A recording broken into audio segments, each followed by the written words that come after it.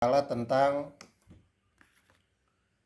kejahatan ya, tapi dalam konteks yang dimaksud sini korupsi ya, korupsi itu selama ini dianggap sebagai musuh negara ya, bukan cuma musuh negara, tapi juga musuh perusahaan, musuh peradaban manusia, musuh agama, musuh hukum. Tetapi walaupun dia sebagai musuh umat manusia, kejahatan terhadap fraud dan corruption itu selalu terjadi ya, dan tidak pernah berhenti. Pertanyaannya adalah kenapa hal itu bisa terjadi. Nah itu ya pertanyaannya, kenapa hal itu bisa terjadi. Banyak sudut pandang sejarah ya, kita belajar dari sejarah ya, korupsi itu terjadi. Biasanya pada pemerintahan yang cukup menonjol ya, swasta juga banyak ya, seperti kasus Panama Paper, Pandora Paper, kemudian macam-macam kasus yang melibatkan skandal Watergate ya. Presiden Amerika juga terlibat ya. Jadi atau tentang kemanusiaan ya, perang antar negara juga sama ya. Itu akibat martabat manusia itu menjadi rusak gara-gara tindakan corruption ya. Nah, kalau teman-teman melihat di dalam di dalam laporan tahunan dunia ya, tapi saya nggak sempat tayangkan di sini. Ada selalu laporan tentang indeks korupsi di berbagai macam belahan dunia. Nah, Indonesia itu ya turun naik, tapi angkanya cukup memprihatinkan juga. Artinya korupsi memang terjadi di Indonesia, harus kita akui. Walaupun upaya pencegahan itu terus dilakukan, misalkan dengan adanya peranan KPK dan kepolisian, pengadilan dan pendidikan ya. Tapi korupsi terus saja terjadi. Kita ingat ya kasus mega skandal pajak ya, yang melibatkan Kementerian Keuangan yang menjadi ikon daripada orang masyarakat bayar pajak, tapi diambil ya oleh oknum, katakanlah kalau tidak mau disebut secara organisasi ya, terhadap perilaku kejahatan ya, crime ya. Begitu juga dalam nilai-nilai masyarakat, tiap hari kalau kita lihat di televisi atau di media sosial selalu ada pencurian, kekerasan ya. Kemudian ada juga apa namanya ya, ditangani polisi ya, kasus narkoba, perdagangan manusia dan seterusnya. Jadi tiap hari kehidupan kita selalu, apalagi yang namanya media, selalu mencari berita update tentang kejahatan-kejahatan yang mengarah kepada martabat manusia, yaitu kejahatan kriminal. Nah, hari ini saya mencoba ya, nanti silakan dibaca sendiri ya, materi teks tentang secara asal muasal kejahatan itu bagaimana itu dijelasin. Dari mitos menjadi logos, dari mitologi-mitologi dalam sejarah peradaban manusia sampai hari ini. Dari zaman klasik, zaman skolastik, zaman modern, dan zaman pasca modern. Tentu saja upaya-upaya pencegahan terus dilakukan dengan melalui yang namanya praktek. Kalau di perusahaan namanya GCG ya, Good Corporate Government. Kalau di pemerintahan Good Government ya. Ada lembaga pengawasan, ada lembaga auditor, ada internal, eksternal, ada law enforcement, penegakan hukum, sosiologi, budaya, dan seterusnya. Tentu saja pengawasan-pengawasan itu akan efektif kalau ada sebuah kerjasama dari seluruh lapisan masyarakat. Nah itu ya. Nah kalau kita melihat ya, sejarah ini adalah sejarah panjang ya teman-teman. Saya ngambil pertama dari peradaban Yunani ya. Di sini ya ada saya tayangkan. Ini halaman 2 ya. Halaman 2 itu kalau kita melihat ya, ada yang disebut dengan sejarah lahirnya kenapa manusia itu menyimpang. Dalam mitologi Yunani ada yang disebut kasus Promethean. Promethean itu adalah asal muasal penciptaan alam semesta ini, itu berasal dari api. Api itulah penciptaan semua teknologi. Teknologi nggak jalan kalau nggak ada api, nggak ada listriknya. Mesin motor, mesin kendaraan, peralatan, masak memasak tidak akan muncul kalau tanpa api. Jadi asal muasalnya itu ketika Prometheus mencuri api Zeus. Pencurian itu adalah sejarah tragedi kemanusiaan pertama yang diciptakan oleh mitologi, ya, yaitu Prometheus mencari api untuk pencerahan akal budi manusia. Itu dalam mitologi Yunani. Anda tahu hukumannya? Hukuman yang diterima oleh Prometheus adalah dia setelah dia mencuri api dan memberikan kepada manusia, Prometheus dihukum dengan dipatok gagak hatinya tiap hari.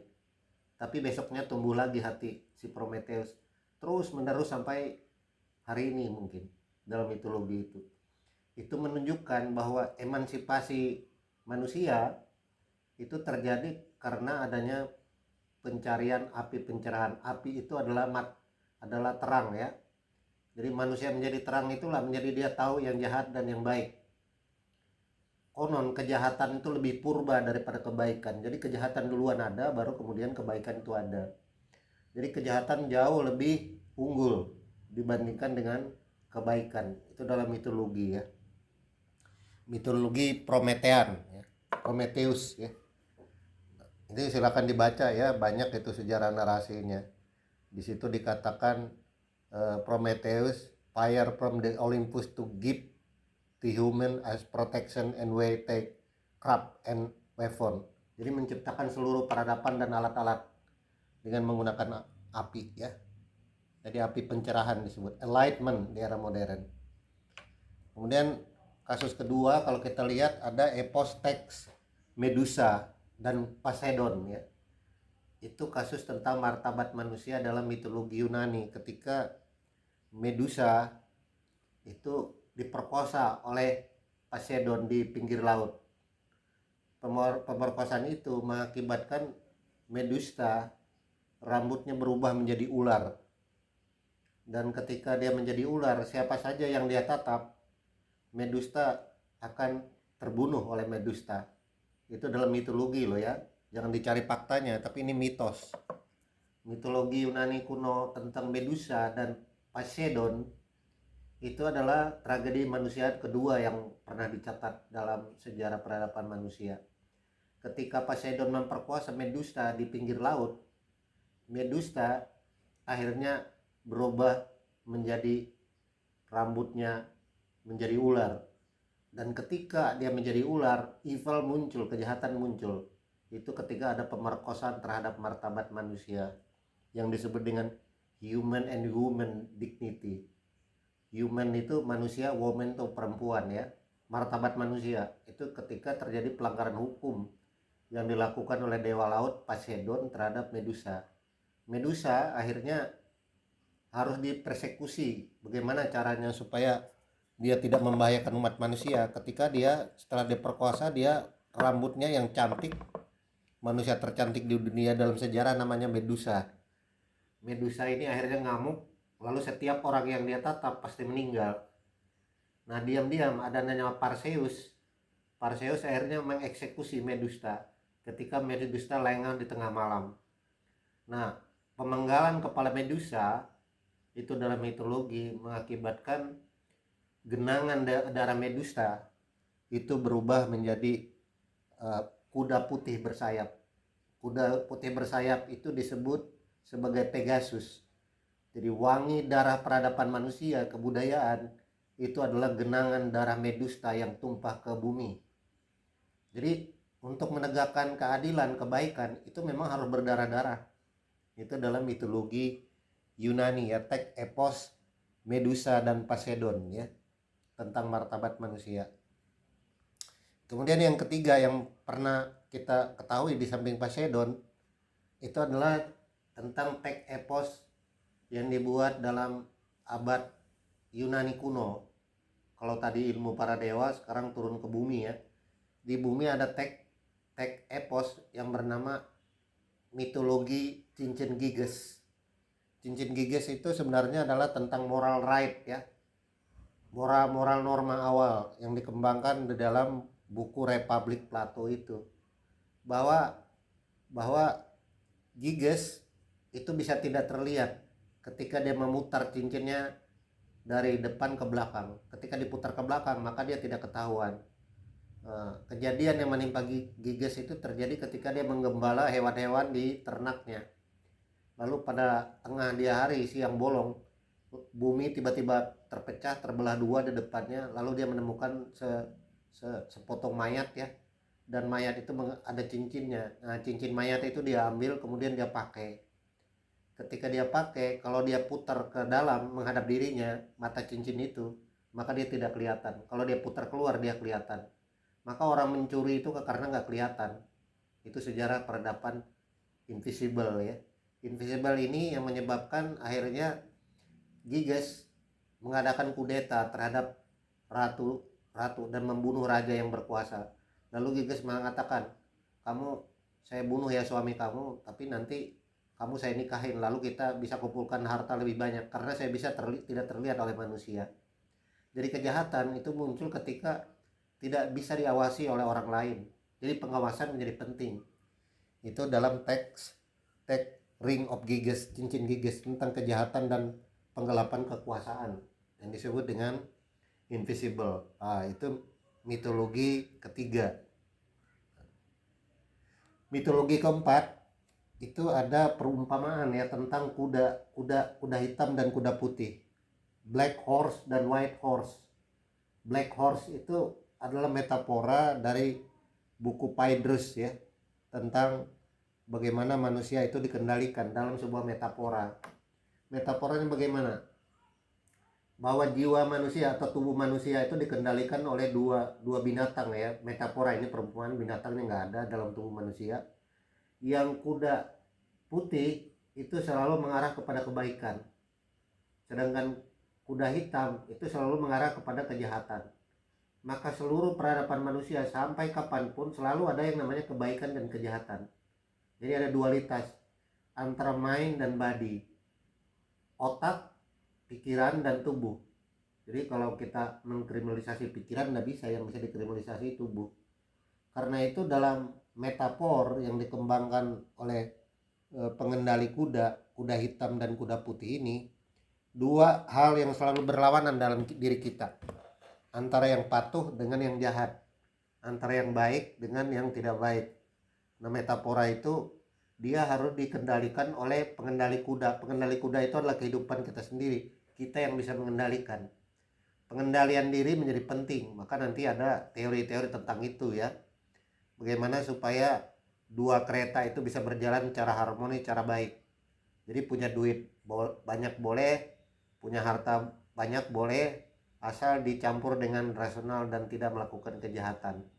Itulah metafora yang dibuat oleh Platon dalam buku tentang metafora Phaedrus ya, tentang metafora dua kuda yang memiliki warna hitam dan warna putih. Warna putih itu selalu mengarah kebaikan, warna gelap itu selalu mengarah kejahatan. Nah, kemudian saya masuk ke era modern. Di era modern ada teori yang mengatakan tentang apa itu kejahatan atau prinsip pengetahuan. Kalau tadi saya udah menerangkan konsep daripada Promethean, kemudian konsep Ring of Giges, kemudian konsep Medusa dan Poseidon, maka pada tahap modern, PowerPoint ke-7 ini, saya membuat pendekatan modern yang dikembangkan oleh rasionalitas Immanuel Kant. Kant itu membedakan dua hal yang dalam diri manusia itu. Ada yang disebut nomena, ada yang disebut fenomena. Nah, kalau fenomena itu sesuatu yang dapat kita ketahui, dapat kita prediksi, dapat kita amati, dapat kita cegah, dapat kita ramalkan, dapat kita rumuskan, baik pendekatan a priori, cara logika, maupun cara a posteriori berdasarkan fakta. Tetapi kan lalu mengatakan ada sesuatu yang tidak dapat kita ketahui daripada manusia itu, yang kemudian memunculkan nanti teori Sigmund Freud ya, tentang ketidaksadaran manusia. Nah, nomena itu tidak bisa kita ketahui. Karena itu ada satu hal dalam hidup manusia ini yang mengalami disebut resistensi. Dimanapun tatanan itu dibuat, selalu yang ada namanya selalu penghancuran ya. Ada yang merusak. Nah, perusakan itu tidak kita ketahui karena di luar data indrawi yang dapat kita nalarkan. Artinya ada kejahatan lebih purba, lebih duluan yang tidak mampu dijangkau oleh manusia dalam metodologinya. Ya, semua orang beragama sampai hari ini. Tapi sampai hari ini semua agama juga tetap mengajarkan orang tidak boleh melakukan hal-hal yang bertentangan dengan hati nurani akal budinya. Tapi pertanyaannya tidak cukup sampai di situ. Kenapa kejahatan tidak bisa hilang? Lalu Tuhan mulai dipertanyakan orang. Nanti ada jawabannya. Itu dijawab oleh Kant. Salah satu unsurnya memang ada sebuah paradok dalam diri manusia itu yang tidak dapat diketahui, yang tidak dapat dijangkau oleh data indrawi, yang tidak mampu dicegah, yang sifatnya memang dia bersifat korosif, merusak ya. Nah, itu yang disebut sebagai nomena. Kalau fenomena bisa dicegah, bisa diketahui, bisa diamati, bisa matematik-matikakan, bisa logikakan. Tapi kalau nomena tidak. Jadi dengan demikian Kant membedakan antara fenomena dan nomena. Nomena tidak dapat diketahui. Ada 3 hal, yaitu perlu kebebasan, moral, dan keabadian. Hidup di luar dunia ini. Jadi salah satu caranya mungkin adalah nomena itu perbuatan kita itu nanti di keabadian hidup yang harus kita pertanggungjawabkan di luar dunia ini. Ya, kalau mau ditarik-tarik sebenarnya ini adalah pendekatan teosentris ya, dekat tentang Tuhan ya. Nah, halaman berikut ya, itu ada sebuah mitos yang akhirnya memperkenalkan konsep Sigmund Freud ya. Ada 3 mitos di situ: Tantalus, Sisyphus, dan Aison. Epos ini, kalau Tantalus itu yang paling kiri ya, itu ketika dia dikutuk lalu dia disuruh berendam di air ya, berendam di air. Ketika dia pengen minum air, airnya bergerak ke bawah, nggak bisa dia sampai minum. Tapi ketika dia ngambil buah, buahnya hanya kurang 3 cm, tapi dia tidak pernah sampai buah itu. Itu menunjukkan bahwa mitologi ini menunjukkan manusia itu selalu menderita, nggak pernah bahagia, karena hidup itu adalah totalitas penderitaan ya. Kemudian yang kedua itu adalah Sisyphus. Sisyphus itu tugasnya mengguling batu turun naik gunung. Ketika sampai puncak gunung, batu itu bergulir lagi, lalu diambil lagi, tapi gunung itu dan batu itu terus bergulir. Jadi kehidupan itu tidak bisa dipahami secara utuh. Begitu juga mitologi Aison ya, yaitu ketika dia membayangkan sebuah seperti arloji jam, roda pedati berputar dan tidak ada ujung, tidak ada akhirnya. Ketika kejahatan dicegah, muncul kejahatan baru. Ketika ditindak, muncul lagi yang baru. Pencurian kekerasan atau pencurian copet itu dari Indonesia ini ada dari zaman dulu kala sampai sekarang, ya tetap aja ada pencoleng pencopet. Artinya apa? Hukum tidak bisa menjawab itu, agama tidak bisa menjawab itu. Lalu kenapa itu terjadi? Jadi kelihatannya ya kalau manusia itu jahat ya normal-normal saja ya. Bukan berarti pembenaran. Hukum itu tidak bisa mengatasi itu. Tidak ada yang disebut efek jera. Nyatanya nggak jera-jera juga kok. Anda lihat yang ditahan KPK, lihat aja dia pakai baju cakep ya, dandan, habis itu ketawa-ketawa, tidak merasa bersalah juga orang yang berbuat keliru itu. Ya, itu adalah mitologi. Tapi sebenarnya oleh Arthur Schopenhauer di bawah itu all true three stage, 3 tahap. Pertama, dia radikal. Jadi kejahatan dulu sesuatu yang radikal tidak bisa kita atasi sampai hari ini. Penipuan pulsa, penipuan bank ya, Anda tahu kasus BLB itu berapa triliun, itu hampir 1000 triliun sampai hari ini belum bisa diantisipasi. Kasus Hambalang coba, dan banyak kasus-kasus lain ya. Kemudian yang kedua, dia mengalami yang disebut valensi ya, kekerasan ya. Kekerasan itu ketika katakanlah perang dunia kedua, Nagasaki dan Hiroshima dibom, orang yang nggak bersalah bisa mati, kita nggak tahu salah mereka apa. Baru kemudian rasisme juga terjadi, perang sampai hari ini terus terjadi. Yang paling menyeramkan, lahirnya peradaban manusia di Jerman. Nazi Jerman itu membunuh sekitar 8 juta orang, manusia tanpa berdosa. Itu yang disebut dengan kekerasan ya. Kemudian yang ketiga, manusia itu selalu ingin untung pada dirinya sendiri, egoisme. Itu menurut Arthur Schopenhauer. Jadi menurut Arthur Schopenhauer, dunia ini adalah teater makan-memakan universal. Yang satu memakan yang lainnya. Nah, upaya memakan-memakan inilah yang menyebabkan manusia itu menjadi semacam dunia adalah horor. Maka dunia adalah tempat dosa. Lalu agama bisa hadir di situ. Walaupun agama, tidak ada satupun agama yang bisa mencegah itu sampai hari ini. Ya, tidak ada. Maka orang barat itu menjadi menganggap, wah kalau begitu agama nggak bisa diandalkan lagi. Lalu muncullah hukum, nanti akan saya terangin. Nah oleh karena itu Sigmund Freud membuat sebuah teori 3 dimensi. Ada yang disebut id, ada yang disebut ego, ada yang disebut super ego. Nah yang super ego itu aja yang bisa dihukum, bisa diketahui. Jadi ada manusia yang tidak dapat kita ketahui, namanya unconsciousness. Namanya juga unconsciousness. Unconsciousness itu yang tidak bisa kita pahami. Habis itu yang remang-remang, pra-consciousness, yang tidak diketahui, hampir-hampir diketahui. Nah, yang bisa dihukum itu ketika dia muncul dalam kesadaran. Jadi seperti gunung es, manusia itu seperti gunung es. Maka dalam teori kriminologi, Anda hati-hati kalau punya teman ya. Orang yang paling jahat itulah teman terdekat Anda. Jadi kalau ada pembunuhan ya, ada pembunuhan, ada pencurian itu, selalu yang terlibat itu adalah orang terdekat, tidak mungkin orang jauh.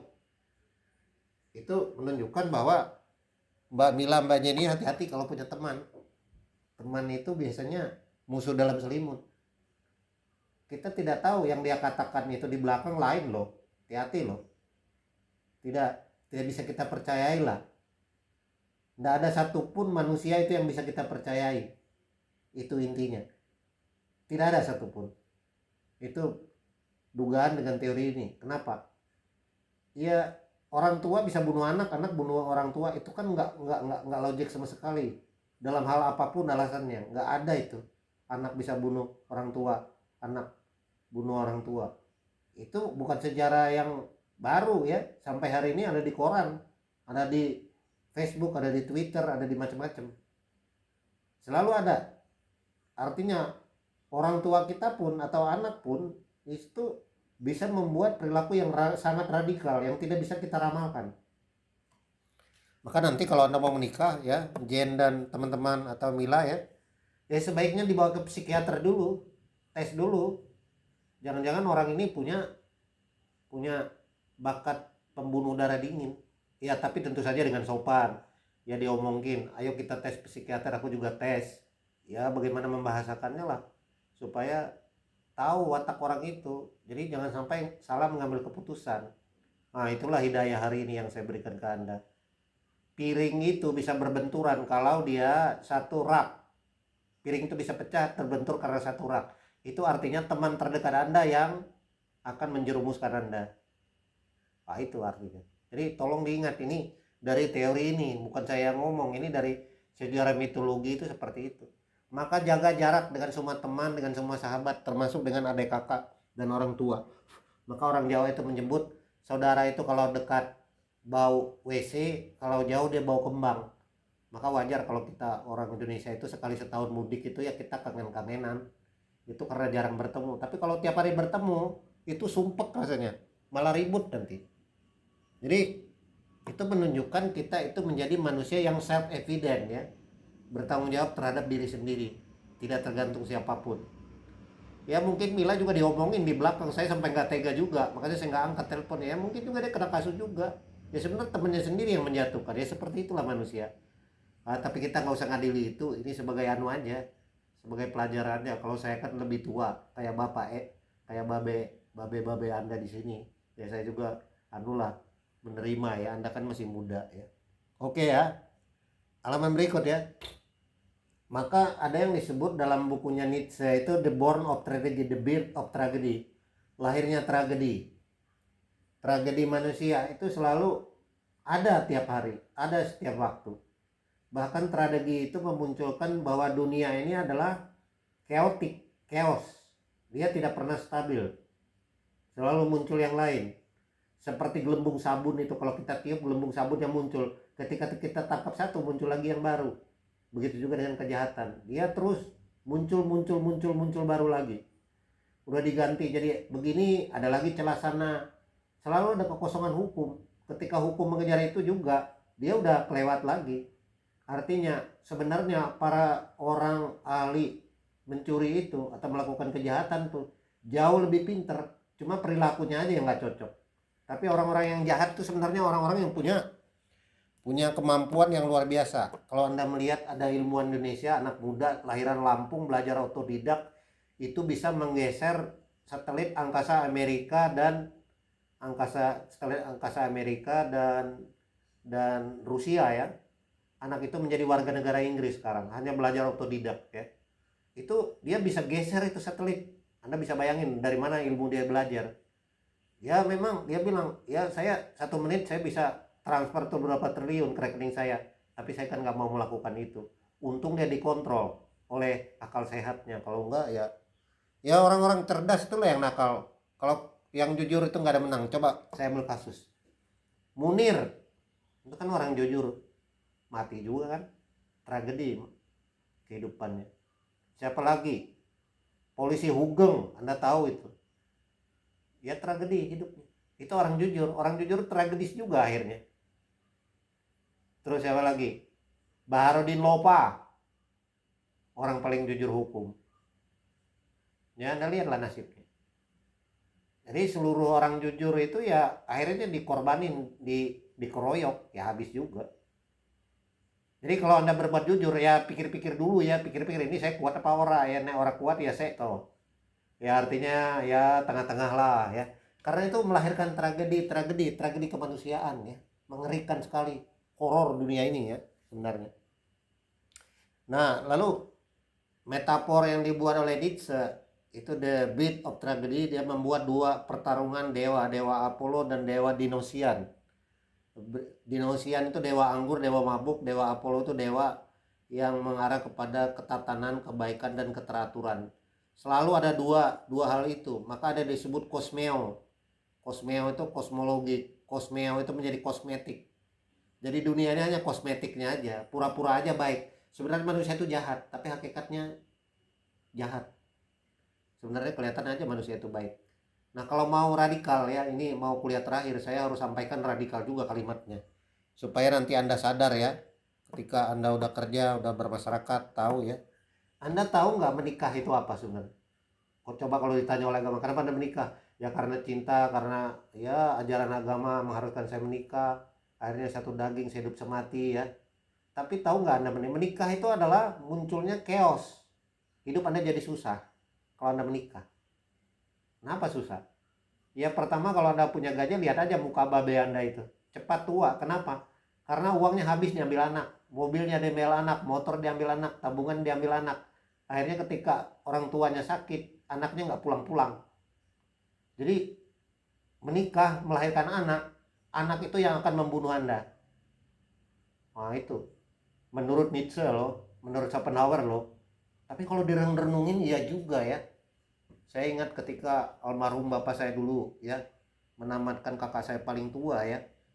Ya orang tua nggak punya apa-apa ya, dan sampai hari ini juga nggak punya apa-apa. Ya ibu saya bilang, aduh ini anak kita paling tua, saya masih kencing di celana ya.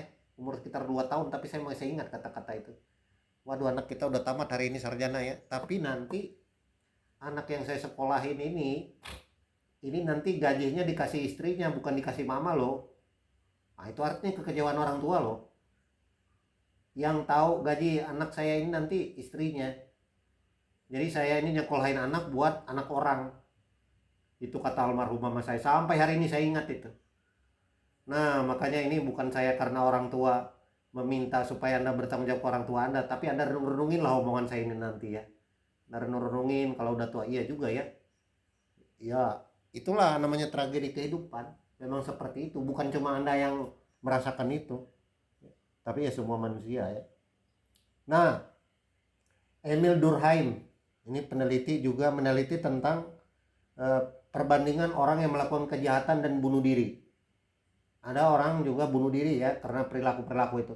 Di situ ada yang disebut kebudayaan yang komparasi perbandingan ya, penelitian Emil Durkheim antara masyarakat berbasis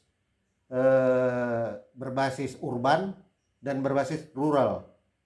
Jadi ada kategori pria dan wanita pelaku kejahatan di situ. Ada yang beragama Protestan, ada yang beragama Katolik. Jadi agama dan faktor-faktor lain itu bisa mempengaruhi orang yang disebut ikatan sosial. Orang itu tidak terkontrol ketika ikatan sosialnya udah hilang. Nah, di kampung saya kalau Anda pacaran ada perempuan laki boncengan begitu ya diomongin orang satu kampung. Tapi kalau sekarang orang pacaran nggak pegang lakinya dari belakang, ya bukan pacaran, ditertawain orang.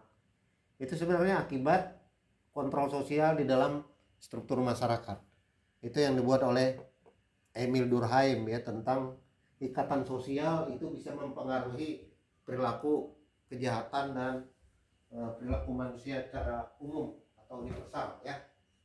Kemudian yang berikut, halaman berikut ya,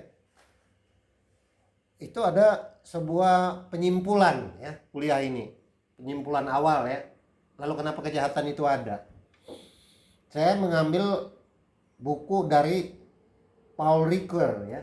Paul Ricoeur mengatakan bahwa kejahatan itu muncul karena ada sebuah noda atau kecemaran.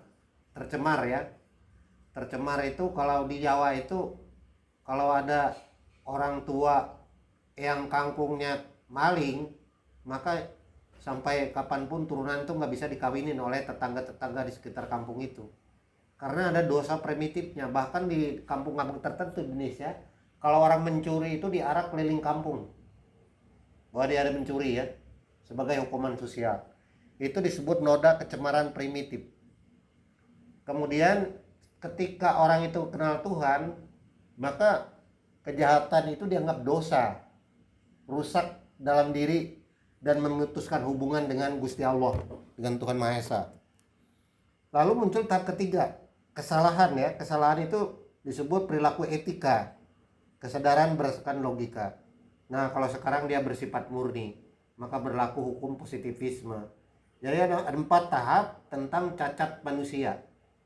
Dari segi noda awal penciptaan, dari dosa keterputusan hubungan dengan Tuhan, dari kesalahan yang disebut cara berpikir, kesalahan pendidikan, lingkungan, dan keluarga, dan sekarang disebut bersifat murni. Karena itu menjadi tanggung jawab pribadi kalau ada kejahatan ya.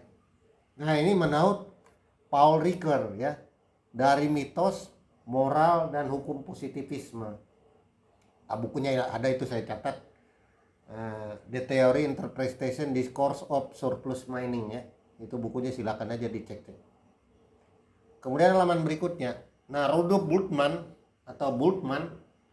itu juga menyimpulkan tentang kejahatan manusia ya. Rudolf Bultmann mengatakan pemikiran sejarah dan manusia pada hakikatnya adalah sebuah mitos. Nah, Bultmann percaya bahwa mitologisasi itu terjadi akibat cara berpikir manusia. Lalu ada kecurigaan terhadap manusia itu.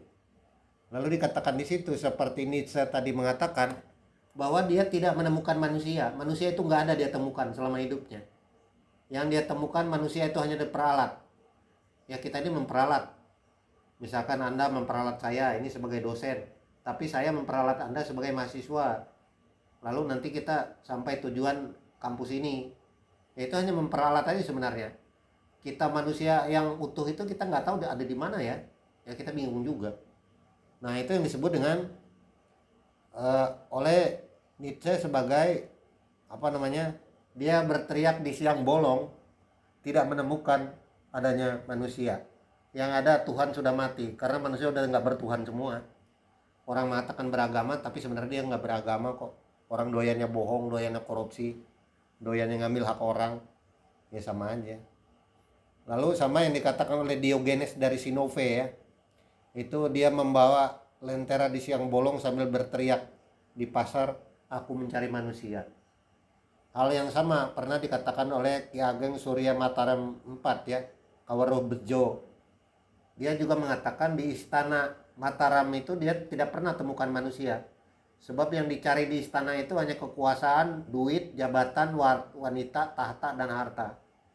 Jadi Surya Mataram, Ki Ageng Surya Mataram IV juga tidak menemukan manusia. Nggak ada katanya manusia di dunia ini. Karena orang itu kok pada jahat ya intinya. Ini pemikiran yang sangat pesimis. Tapi yang mengatakan optimis itu ya bisa juga. Tapi kita lihat faktanya aja. Amerika itu kenapa bisa maju? Ya karena dia dikuasai oleh ilmu ekspansi imperialismenya. Belanda itu yang menjajah Indonesia kenapa? Ya karena mencari kekayaan. Itu kejahatan. Ya memang manusia itu prinsipnya jahat kok. Nah itulah ya. Oke ya. Nah ini pertanyaan yang sampai hari ini belum ada jawaban ya. Yang dibuat oleh Epikurian ya, Epikuros. Dia mengatakan begini. Jika ada dua pertanyaan nih. Ini saya gedein dah. Dia bilang gini. Is God willing not to prevent evil, but not able? Jadi jika ada kejahatan, kenapa Tuhan tidak cegah?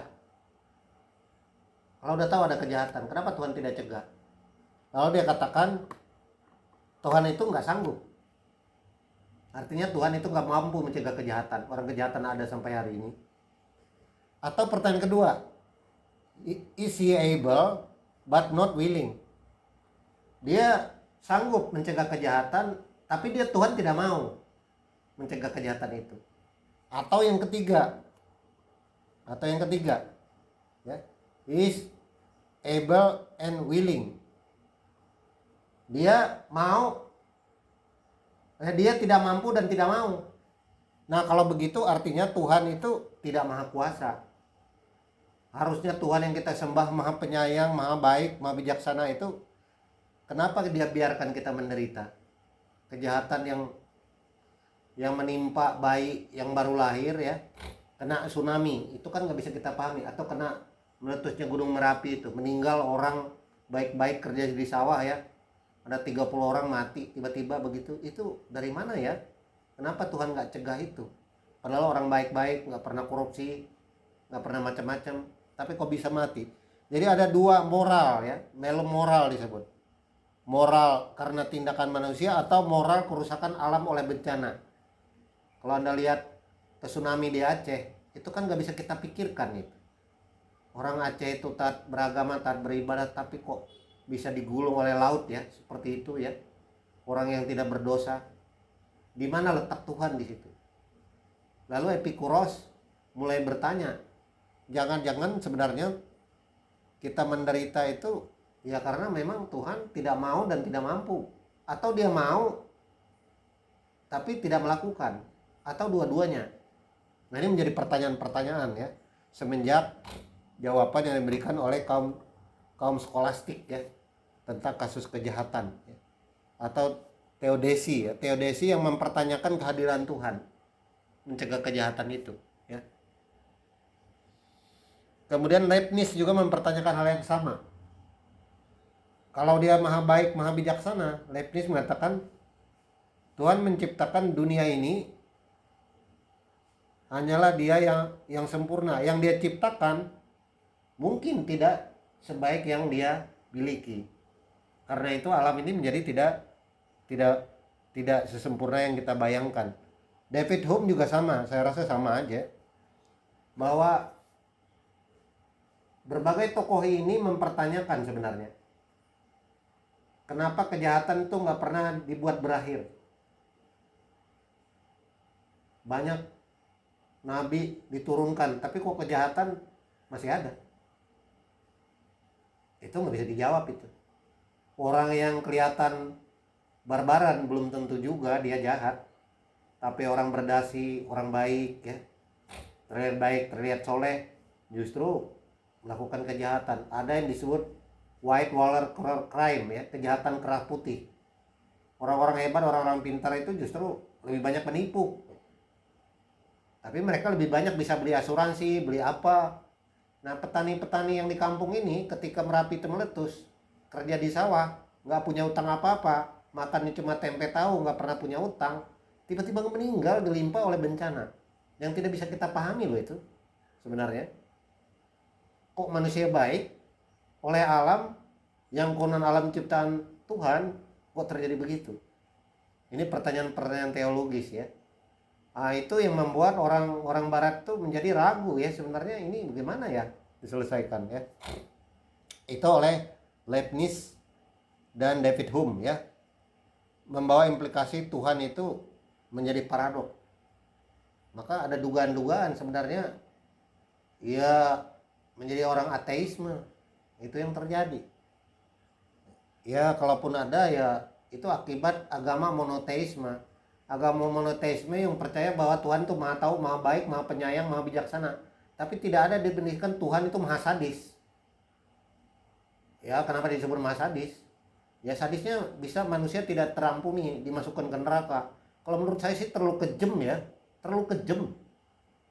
Mahasiswa aja WA saya nggak lulus, udah input keluar nilai 1 hari.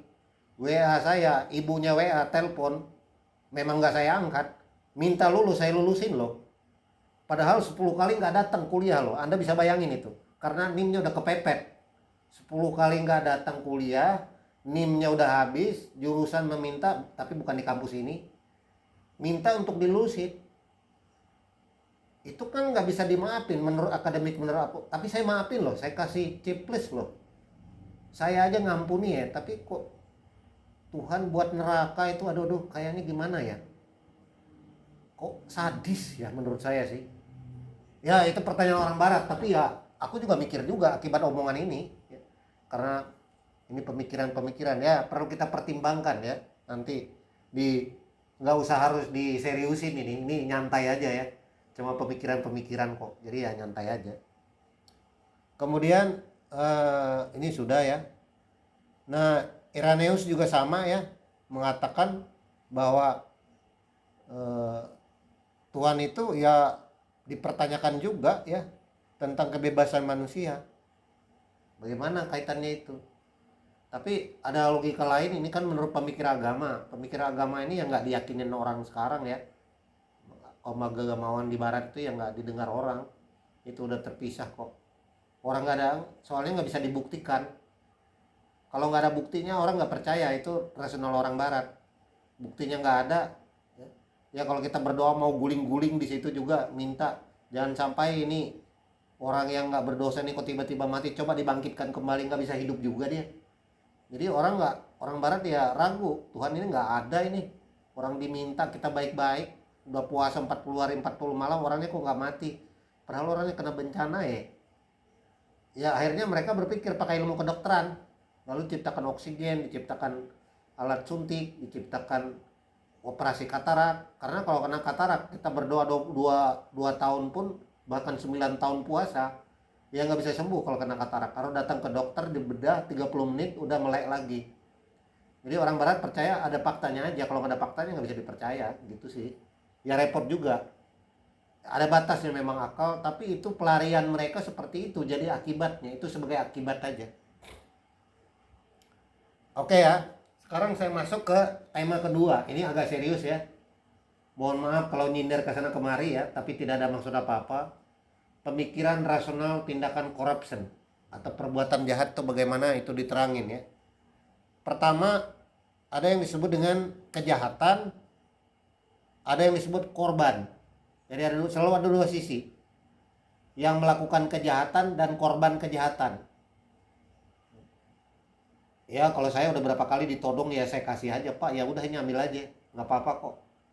Ya saya pikir-pikir ya udahlah, memang bukan jodoh saya. Semua kita pernah jadi korban kejahatan sekecil apapun, baik kejahatan verbal, kejahatan fisik, kejahatan benda materi dan seterusnya. Jadi ada kejahatan dan ada pelaku dan ada korban. Karena itu teori kejahatan disebut ilmu kriminologi, kriminal, crime. Ada 3 penjelasan yang bisa dijawab ya kenapa orang bisa korupsi atau melakukan kejahatan. Pertama adalah pendekatan perspektif biologis dan psikologis, kedua pendekatan sosiologis, dan ketiga dari perspektif lainnya. Nah, saya ngambil contoh ya penelitian yang paling modern, orang Lombroso. Lombroso itu meneliti ya, ternyata dari struktur tubuh orang itu bisa dikenali tipe-tipe penjahat ya. Pokok-pokok Lombroso itu mengatakan orang itu punya bakat untuk jahat. Jadi ada memang orang watak punya crime fisik tertentu ya. Misalkan bentuk telinga, tulang pipi agak lebar, jenggot agak sedikit, gigi taring yang sangat berkembang, bibir tipis. Nah, ini ada ciri-ciri ya. Satu, sisi wajah menunjukkan gigi taring dalam bentuk senyum mengancam, dan karakteristik lain si pembunuh. Itu ada tipe bentuk telinga penjahat dan bukan penjahat, dibikin ya, dikonstruksi hasil penelitiannya. Karena itu ada yang disebut teori stereotype ya, tipe tubuh penjahat. Nah, nanti kita lihat ya. Kemudian yang berikutnya ada peneliti Enrico Ferri ya dan penerusnya mengatakan bahwa perilaku kriminal itu ditentukan oleh rumus K sama dengan B tambah L. Kemudian K sama dengan B tambah L tambah L. K itu ya bakat, L itu lingkungan, plus L satunya lagi lingkungan keluarga. Jadi kriminal K adalah bakat plus lingkungan plus keluarga. Kejahatan adalah bakat, lingkungan, dan lingkungan. Kejahatan individu plus sosial plus fisik. Ini teori ciri orang jahat. Jadi semua orang yang ditahan polisi kriminal itu diteliti bentuk tubuhnya kayak apa. Orang dari bentuk tubuh itu bisa dikenali dia itu jahat atau bukan. Dari bentuk tubuh, body ya. Nah, tapi ini ada ciri-cirinya ya. Nah, kemudian penelitian berikutnya oleh William H. Sheldon ya. Ada tipe tubuh manusia. N-drop, mass-drop, and cut-drop. Memiliki tubuh gemuk, berotot, bertubuh atletis, tinggi dan kurus. Nah, tipe mana yang disebut penjahat? Ini yang nomor tengah. Kalau tipe tubuhnya seperti ini teori biologis. Jenis tubuh dibagi menjadi 3 kategori, S-drop, N-drop, dan mass-drop. Jadi Sheldon mengemukakan bahwa orang yang bertubuh atletis, kurus, dan memiliki ciri seperti ini mereka adalah berpotensi besar menjadi penjahat. Tipologi tubuh ya. Kemudian ada lagi faktor penelitian lain yang dilakukan oleh faktor genetik. Kalau orang itu punya kromosom double XYY, the tes genetik, ini pasti penjahat. Maka tes genetik menjadi penting. Orang selalu mencari post antemortem. Itu tujuannya apa sih? Untuk melihat silsilah genetik pelaku kejahatan. Orang biasanya kan XY ya, itu laki. Tapi kalau XYY gennya 3 begini, ini akan melakukan sifat kejahatan. Nah, bagaimana penjelasannya? Begini. Kalau ayam itu lahirnya ayam, kalau kambing itu beranaknya kambing. Jadi asumsinya kalau monyet anaknya ya lahir monyet. Kalau sapi ya anaknya sapi. Artinya kalau orang tuanya turunan maling, maka anaknya disebut turunan maling. Nah, ini tentu ada kritik. Tapi dari penelitian menunjukkan indikasi hal yang sama. Makanya di Jawa nggak ada orang mau kawinin anaknya ada turunan orang gila atau pencolong. Itu nggak bisa. Karena memang Anda punya bakat untuk jadi maling, faktor genetik, keturunan. Maka di Jawa itu dikenal ada istilah bibit, bobot, bebet. Bibit itu asal-usul. Jadi telitilah bibitnya. Kalau bibitnya ayam, lahirnya pasti ayam. Kira-kira asumsinya begitu ya. Jadi ini diteliti oleh Carl Christen dan Charles R. Metniks tentang perilaku teori tubuh manusia untuk melakukan kejahatan. Nah, terakhir, udah menjelang terakhir ya. Apa itu kejahatan? Menurut Mark Twain ya mengatakan orang yang tidak bisa dinasehati. Ada tipe orang seperti itu. There isn't to people that confine them, they have been fault. Orang yang tidak bisa dinasehati, udah jelas salah, termasuk orang beragama, tapi mereka ini lebih mudah dibohongi. Ya, akhirnya dia terjebak. Jadi ada orang yang nggak bisa dikasih tahu. ada orang yang bisa dinasehati. Ya itulah mereka yang disebut kejahatan. Ada juga Carl Drew ya mengatakan bahwa jujur pada ketidaktahuan. Ya ini, ya unconsciousness oleh Sigmund Freud tadi. Dan lembar terakhir adalah morality is doing to right no matter what you are told. Lakukan baik tanpa kategori. Jadi ada orang yang melakukan suatu perbuatan tanpa mempertimbangkan, ikut-ikutan itu ya melo-melo wae. Padahal dia tidak tahu bahwa itu boleh dan tidak boleh, tidak mau berpikir kritis. Nah, itulah riwayat singkat kuliah hari ini. Saya rasa cukup ya. Tapi ini mungkin nanti ada sekitar 30 menit terakhir sebelum saya kasih kisi-kisi pertemuan terakhir nanti dari teori kejahatan secara umum ya.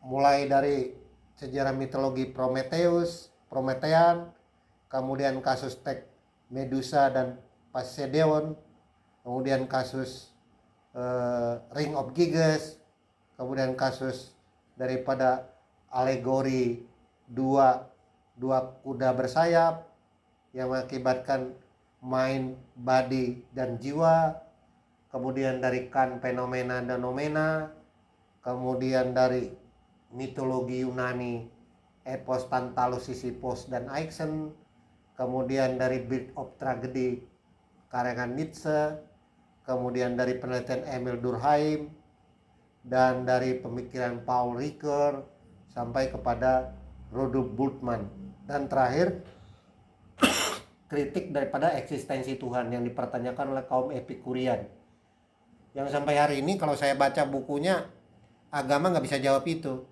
Termasuk tokoh filosof Indonesia Romo Magnis menulis menelaah nalar Tuhan, dia hanya buat paling 4 lembar tentang kenapa kejahatan itu nggak bisa dicegah. Seorang filosof terbaik Indonesia aja nggak bisa jawab itu. Jadi sebenarnya ada yang belum tuntas ini yang bisa jawab, termasuk Plato pun nggak bisa jawab kenapa ada kejahatan. Dia bilang ya kejahatan itu muncul karena ketidaktahuan, sama Socrates. Tapi kalau mau ya kebaikan itu ya karena belum nyampe kebaikan, itulah kejahatan. Tapi akhirnya ini juga tidak bisa menyimpulkan. Lalu mungkin dia katakan begini, ya sudah kejahatan itu adalah resistensi alam aja. Sama seperti tangan Anda dilipat, nggak bisa dilipat ke belakang, dia patah. Kaki Anda bisa dilipat ke belakang, nggak bisa dilipat ke depan. Leher Anda nggak bisa ditekuk 360 derajat. Jadi ada resistensi alam yang secara dike awal sejarah peradaban manusia, kejahatan itu lebih purba, lebih duluan. Kira-kira itu kesimpulan kuliah hari ini ya. Silakan kalau ada ditanya, kalau nggak ada saya rasa cukup ya. Terima kasih.